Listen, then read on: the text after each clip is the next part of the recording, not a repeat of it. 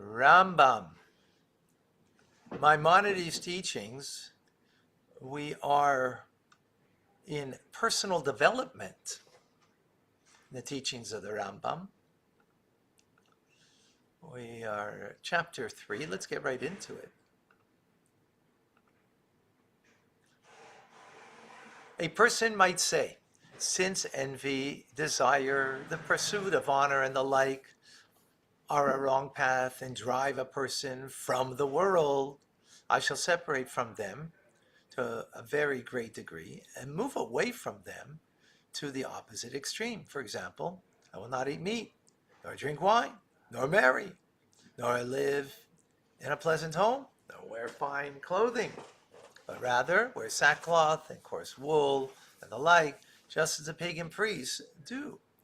This too is a bad path, and it is forbidden to walk upon it. Wow, powerful, huh?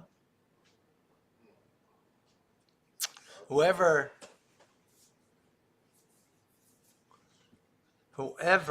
follows this path is called a sinner, as implied by the verse. Oh, this is where you're asking about the Nazarite. Okay, I see here. Statement concerning a Nazarite, and the priest shall make an atonement for him for his having sinned because of the dead.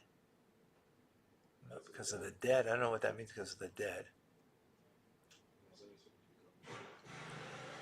Oh, a Nazarite can't drink wine, can't become impure by coming in contact with a dead body, right? During that time of being a Nazarite. He has to bring a special sin offering if he does. So our sages declared, if a Nazarite who abstained only from wine requires atonement, how much more so does one who abstains from everything, right? So he needs atonement. So someone who says, the dark world out there, I'm going to live I'm going to remove myself and live on an island somewhere away from society. In today's world, very, very easy thing to do, or to say at least. I don't know what to do, miss, but yeah. So no, that's wrong.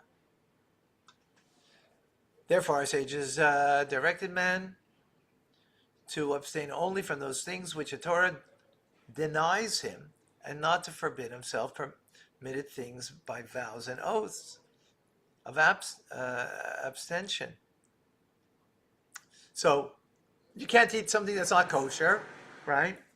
You can't whatever other things that we have to. So when the Torah denies us, we're denied, right? Thus our sages stated, are not those things which the Torah has prohibited sufficient for you, that you must forbid additional things to yourself? Right? Asking a question. The sages in the Talmud say that. The general statement also refers to those who fast constantly. They are not following a good path, for our sages have forbidden a man to mortify himself by fasting. Of all of the above in their light, Solomon directed and said, do not be overly righteous and do not be overly clever. Why make yourself desolate? So when the word righteous over here doesn't mean like righteous or truly righteous person, as we're learning in Tanya. The word righteous, it depends what the context is, right? What that means. Here it means, like going overboard in things that you shouldn't, right? Like being self-righteous. Well, it means like self-righteous. In other words, you know that you have a problem with this, and you know that the people around you are, people are self-indulgent. So therefore, let me not indulge. Let me stay away, and I'll forbid certain ththings from me that I will stay away from. I'm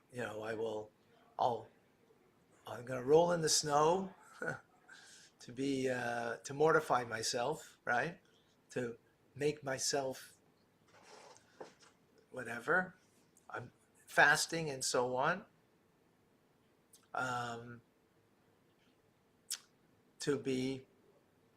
We shouldn't do that, especially, if we don't have the strength for it and so on and so forth.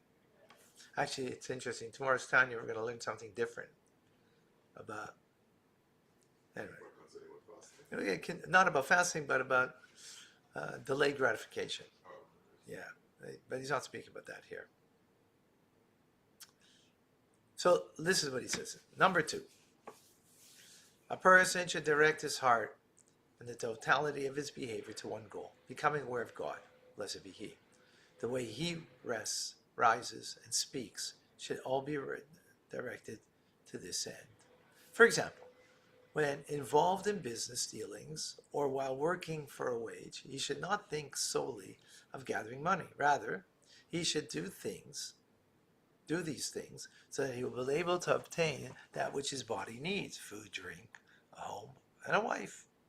Similarly, when he eats and drinks and engages in intimate relations, he should not intend to do these things solely for pleasure, to the point that he will eat and drink only that which is sweet to the palate, right? Trying to be righteous, right? And engages in intimate relations for pleasure. Rather, he should take care to eat and drink only in order to be healthy in body and limb. Therefore, he should not eat all that which the palate desires like a dog or a donkey.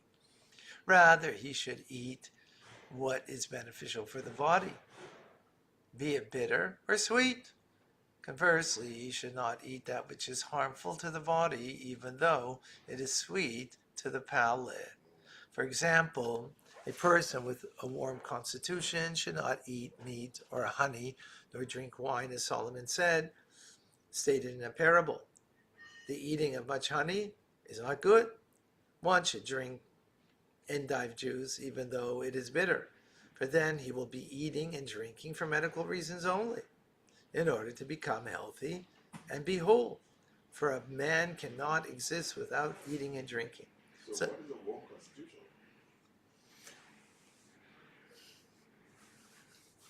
I don't know. How is a constitution supposed to be? Is it supposed to be hot, cold? And what is one's constitution supposed to be? One's constitution hot, cold? I know, not supposed to be. I don't think there's a constitution not supposed to be. Everybody is different, right? Some people you hold their hand, they have a warm hand. Some people you hold their hand is cold, right? That's the constitution of the individual, right? I don't know if that's what he means by warm and not. Yeah, I don't know. I'm not certain. Not certain.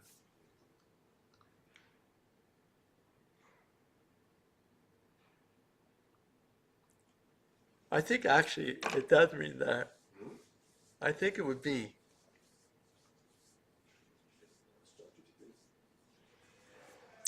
I don't know what what warm constitution. Yeah, I get. It's not inside us like our temper. The heart. Someone's with a temper. Need I don't know. I don't know if that's what it means. Don't eat meat and. Huh? It does come across as it's one's personality or temper. I don't get that. Yeah, warm constitution. I think it means more physical than it. I don't mean like someone who's like warm personality. It's a constitution. Let me see actually let me just see what the English. B'sara cham. Actually, flesh. The word b'sara means flesh, warm flesh. So it means the physical body. It's not referring to a personality. Similarly, he should not engage in physical intimacy except to keep his body healthy and to preserve the human race. Therefore, he should not engage in physical intimacy whenever he feels desire, but only when he knows that he requires a seminal mission for medical reasons or in order to preserve the human race. It's interesting because there's another reason, is because a man has an obligation towards his wife. Husband has an obligation towards his wife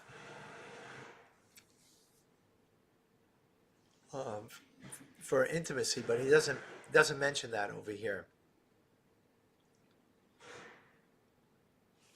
I don't know exactly why. Okay, a person who accustoms themselves to live by the rules of medicine does not follow the proper path if his sole intention is that the body, entire body and limbs be healthy, and that that its entire body and limbs be healthy, and that he have children who will do his work and toil for him. Rather, he should have the intent that his body be whole and strong, in order that his inner soul to be upright, so that it will be able to know God. For it is impossible to understand and become knowledgeable in the wisdoms when one is starving or sick, or when one of the limbs pains him. Right? So in other words, be healthy. Why? So that way you can know God and be aligned with God, what God needs from you. That's the bottom line, right? So one should have intent to have a son with the hope and perhaps that he will be wise and a great man of Israel. Have a child, not, what we were saying over here. Having a child, most people have a child to bring them pleasure. Bring them pleasure, right? What is he saying over here? Have a child so that child will be a great man of the Jewish people. And that you're going to bring them up properly. Not about your pleasure, but the pleasure that they'll give to the Klal Yisrael. Exactly. Thus, whoever walks in such a path, all his days will be serving God constantly, even in the midst of his business dealings, even during physical intimacy, for his intent in all these matters to fulfill his needs, so that his body will be whole to serve God. Even when he sleeps, if he retires with the intention that his mind and body rest, lest he take ill and be unable to serve God because he is sick, then his sleep is service to the omnipresent.